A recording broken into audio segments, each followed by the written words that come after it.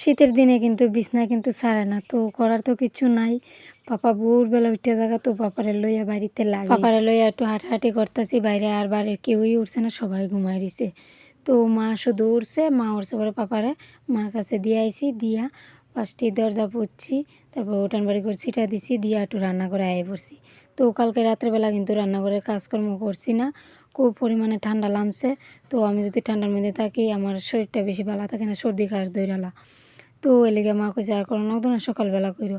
তো সকালে উঠে দেখি মা গো আর বেশি ঠান্ডা নামছে। তো সকালে করতে লাগবো, রাত্রে যদি করে রেখে দিতাম তো কিন্তু সকালবেলা আর করতে লাগলুক না। তো এদিকে পাকুড়টা ঝাড়ু দিয়া সাইরা চুলাটারে একটু পুচ্ছি। প্রত্যেক দিনে এমনভাবে চুলাটারে একটু পুচ্ছিস, তারপর রান্নাটা বহাই। তো চুলাটারে পুচা সাইরা থাল বাসন লইয়া বাইরে আই পড়ছি। আর এদিকে থাল বাসন ধুইতেছে, আর জল একদম ঠান্ডা হয়ে রয়েছে। আমার হাত একদম ঠান্ডা পাথর হয়ে যেতেছে গা, তো ধুইতেছি।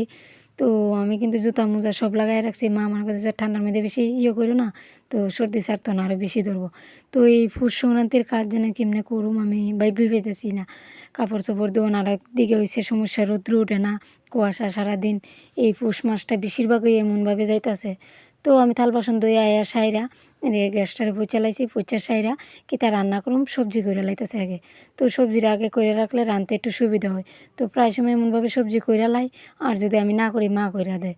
তো এদিকে আলু দিয়া, চই দিয়া, শুটকি দিয়ে রান্না করুম, আর রান্না করুম কপি দিয়ে, আলু দিয়ে, মাছ দিয়া।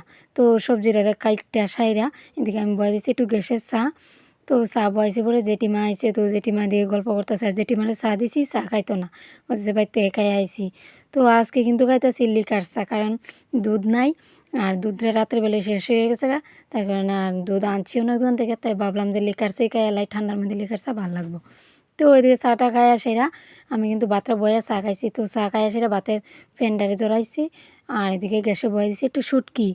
তো শুটকিটা হইতেছে, আর আমি এদিকে ফুলকপিটা ভাজা করতেছি চুলার মধ্যে। তো চুলার মধ্যে কিন্তু পারতাম তাড়াতাড়ি লেগে একটু শুটকিটা গ্যাসে বয়ে দিছি। ওখানে কিন্তু বাজে প্রায় 10:30টার মতন, আর কুয়াশা যে পড়তেছে বুঝেই যেতেছে না, বেলা যেমনভাবে হয়ে যেতেছে গা।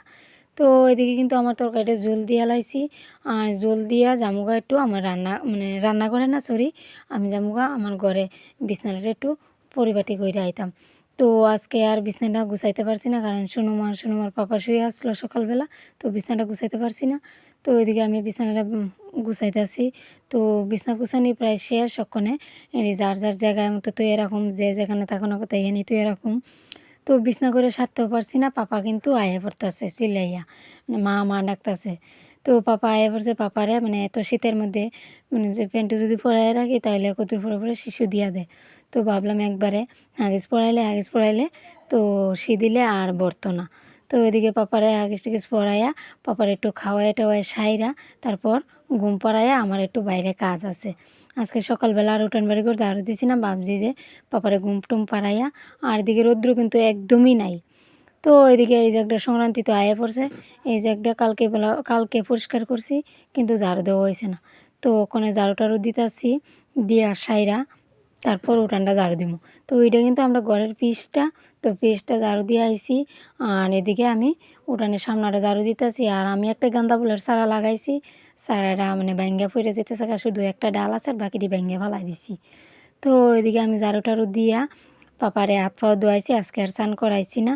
তো আমি স্নান টান করে আয়া ঠান্ডা করছি, যেহেতু পূজারাও কিন্তু আমি দিয়া লাইছি। আর এদিকে কিন্তু পাপারে মা খাওয়াইতেছে, রান্না করে দিয়ে আইছি।